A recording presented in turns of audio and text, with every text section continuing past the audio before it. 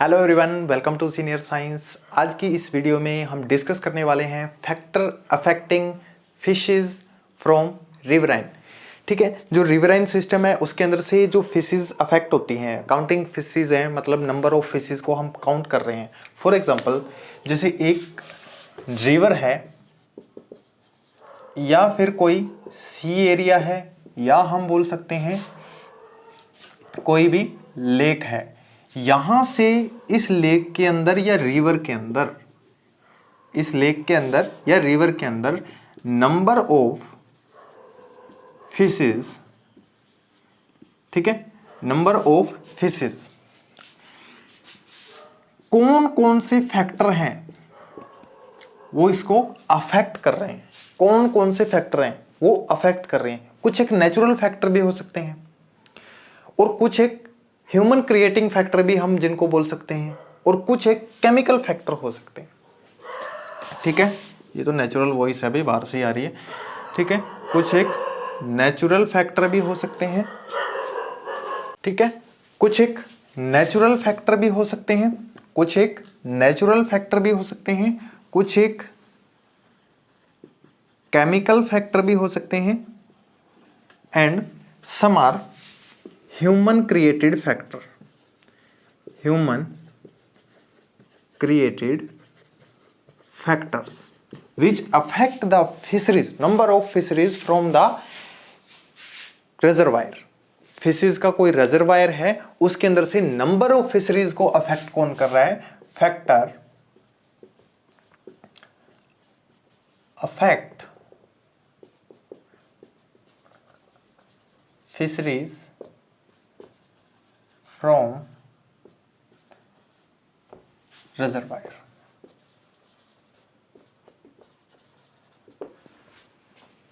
ये कुछ फैक्टर होंगे। अब हम इनको अलग अलग डिस्कस करते हैं, कौन कौन से फैक्टर कैसे अफेक्ट करते हैं नंबर ऑफ फिशरीज को।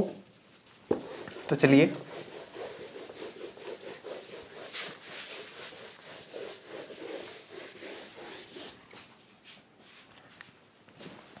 नेचुरल फैक्टर है,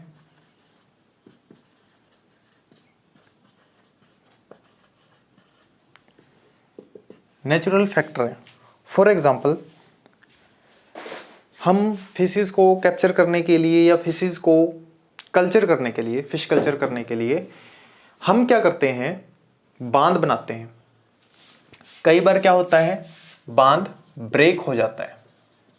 ठीक है, ब्रेक ऑफ डैम्स। ठीक है, डैम्स का अगर ब्रेक हो गया तो वहां से नंबर ऑफ फिशरीज क्या हो जाएंगी? गायब हो जाएंगी। Number of fisheries are vanished. Vanished mean गायब होना। नंबर ऑफ फिशरीज वहां से गायब हो जाएंगी। एंड इसके अलावा कई बार क्या होता है, higher pollution rate, higher pollution rate cause acid rain, cause acid rain in environment.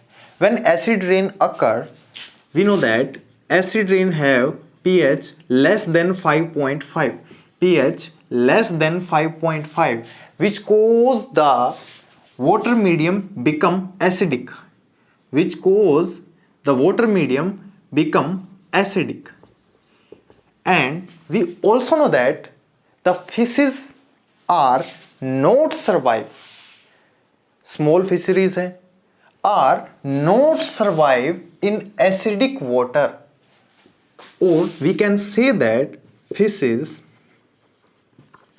are not survive in acidic और पोल्यूटेड वाटर। एसिडिक और पोल्यूटेड वाटर में जो फिशेज हैं वो सरवाइव नहीं कर पाएंगी। जो छोटे उनके बच्चे हैं, फिंगरलिंग्स, उनके बच्चों को क्या बोलते हैं हम? फिंगरलिंग्स। फिशेज के छोटे छोटे बच्चे हैं फिंगरलिंग्स, वो उनकी क्या हो जाएगी? डेथ हो जाएगी। तो नंबर ऑफ फिशरीज कैसे प्रभावित होगी? नेचुरल फैक्टर है उनका मेन, ब्रेकेज ऑफ डैम रहेगा पहला। अगर डैम का ब्रेकेज हो गया नंबर ऑफ फिशरीज वहां से गायब हो जाएंगी। हायर पोल्यूशन रेट हो गया तो वहां से भी यही होगा, एसिड रेन होगा कोज मेन। एंड उसका पीएच अगर 5.5 से कम है तो उसी को हम एसिड रेन बोलते हैं, उसी को हम क्या बोलते हैं? एसिड रेन बोलते हैं। और यही एसिड रेन कोज करता है फिशिंग की डेथ का। ठीक है, ये दो मेन कोज रहेंगे, मेन फैक्टर रहेंगे जो फिशेज को अफेक्ट करेंगे, जो फिशेज को अफेक्ट करेंगे। इसके आगे चलते हैं हम कि जो सीजनल सिस्टम है, सीजनल सिस्टम, सीजनल सिस्टम ये भी फिशेज के लिए, फिशेज की यील्ड को अफेक्ट करता है, रिवर फिशेज की यील्ड को अफेक्ट करता है। अब चलते हैं हम केमिकल फैक्टर पे। केमिकल में एक ही मेन कोज दिखाई दे रहा है, इंडस्ट्रियल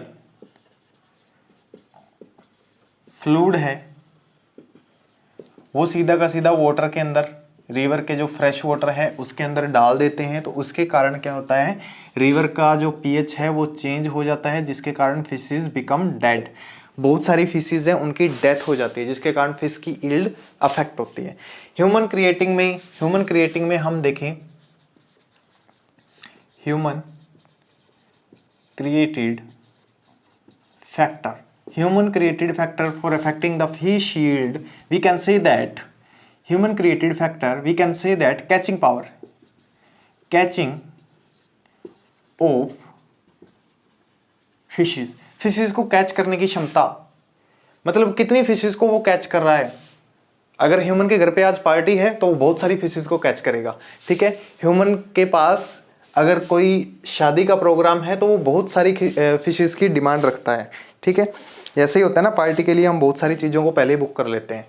तो कैचिंग ऑफ फिशेज डिपेंड करती है ह्यूमन की तरफ से कि कितना यील्ड फिशेज का अफेक्ट हो रहा है रिवर के अंदर।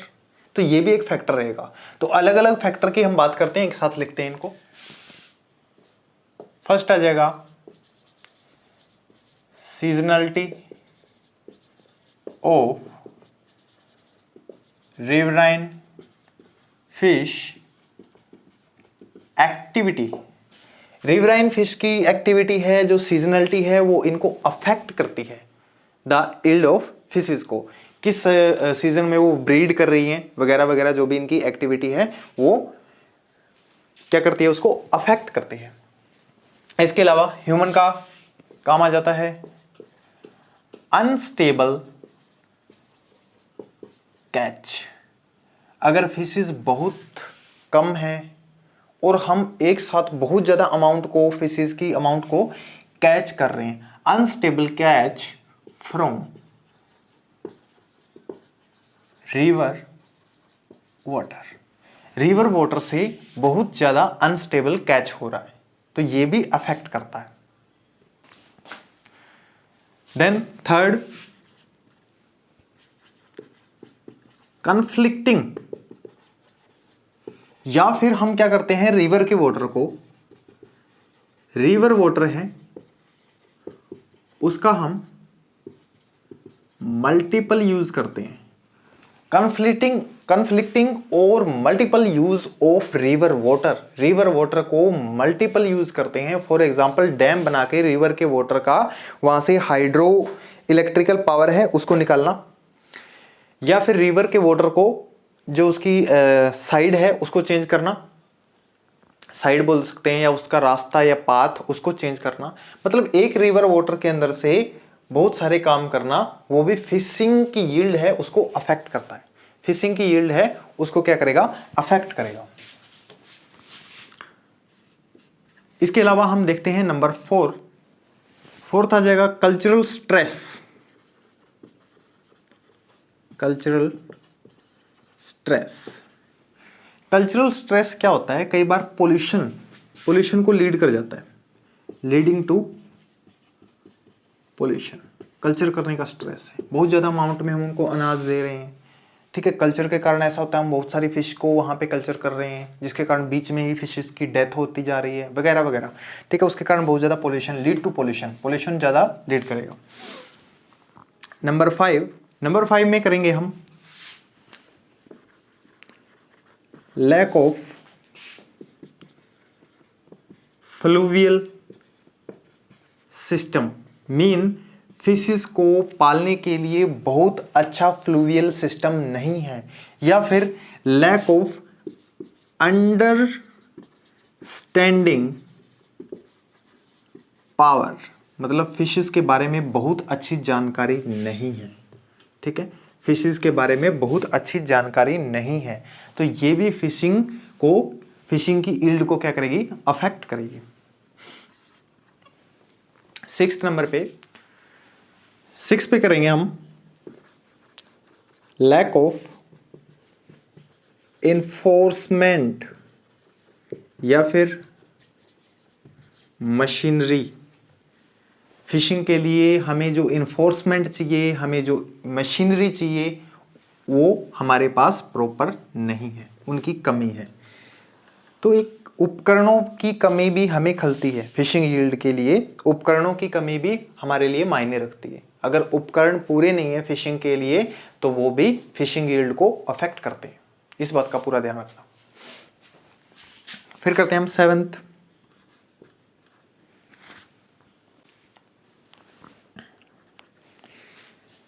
लैक ऑफ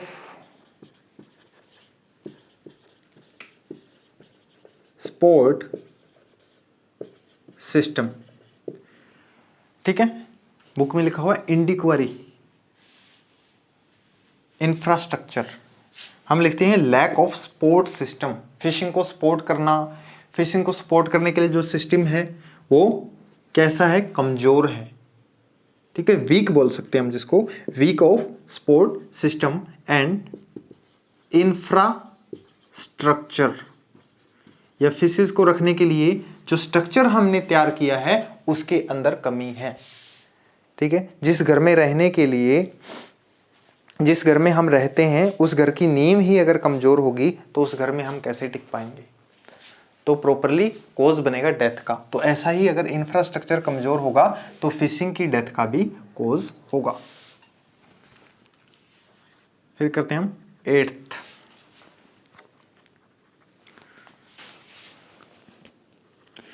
8th में आ जाएगी फिशिंग की अफोर्डेबिलिटी एंड पोर्टेबिलिटी कैसी है। अफोर्डेबिलिटी एंड पोर्टेबिलिटी कैसी है, तो ये भी रहेगा एक कॉज। तो ये थे factor which influence the yield of fishes from river. ये क्वेश्चन कम से कम 4 नंबर में बनता ही है, और 2017 का पेपर उठा के देख लेना, उसमें आया हुआ है। KUK यूनिवर्सिटी, GJU यूनिवर्सिटी, ठीक है। इन दोनों के अंदर 2017 का क्वेश्चन पेपर आप उठा के देख लेना जूलॉजी का, उसके अंदर ये क्वेश्चन पूछा हुआ है।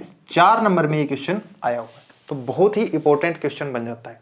वैसे मैंने कोज बताए, कौन कौन से फैक्टर बताए, वो भी इंपॉर्टेंट थे। ह्यूमन कोज है, फिजिकल फैक्टर बोल देते हैं जिनको, ठीक है।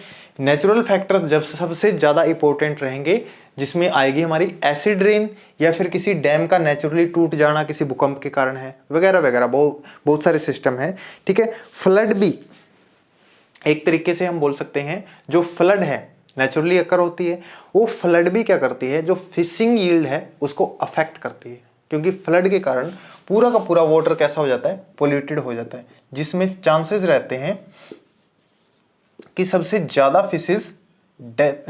फिशेस की डेथ होती है ऐसे ही पानी के अंदर।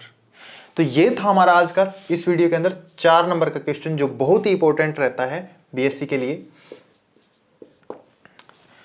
तो आप बने रहिए सीनियर साइंस के साथ और देखते रहिए इस चैनल को।